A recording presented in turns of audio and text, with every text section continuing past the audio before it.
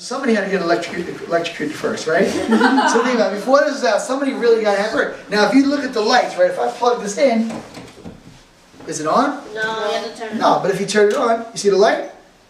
That means there's electricity, right? Why is there no heat? Why? Well, it has to heat up. Now, here's a crazy question. There you go. There's electricity here, right? But if I pull the plug out, it stops. Yeah. How come there isn't electricity still left in the wire? Ah. Like, what if I do this? Watch. I'm going to take it, right? And I plug it in. The light's there, right?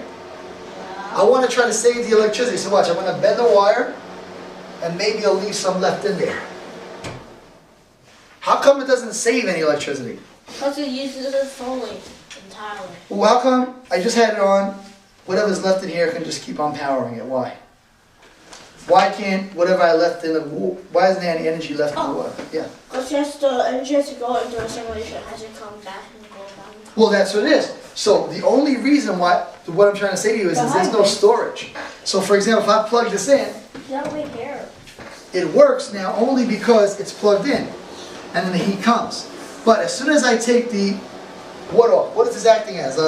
Turns off. If I pull this out, what is this, the insulator or the conductor? Insulator. No, what's this? The conductor. Once I pull the conductor out of the wall, the heat won't work anymore. Now, don't you have things for your iPhone where you can attach it and it can power your phone even without being plugged in? Yeah. So it's like a battery storage. Is that electricity powering that up? Yes. It's energy, yeah. Now, this whole idea is, what we're trying to show you is that this is only safe to use because you have an insulator. If you take that insulator away, this becomes a very dangerous thing. What's that? But it works when it's a conductor. Electricity. Why don't you just put water inside the insulator? Yeah, well, do we have water? So now, for example, let's say I didn't plug it into the wall. Let's say, for example, I wanted to power this by using saltwater technology. Okay? And what I do is I use the saltwater technology and I push it through a turbine, and that turbine creates electricity, and you could do that. What if I were to take my hand, right, and I rub it on his head really hard? Like really hard, fast. And then I touch it, what's going to happen?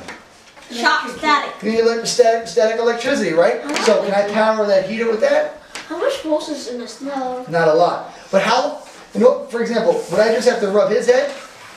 No, I have to rub I have to rub about 50 heads to get enough electricity to power that thing, to give enough voltage. So what we're looking at is, yeah, so the idea is, if you're looking at it, a lot of things that you take for granted, like for example, the iPhone, does it have anything in it that could electrocute you? Yeah.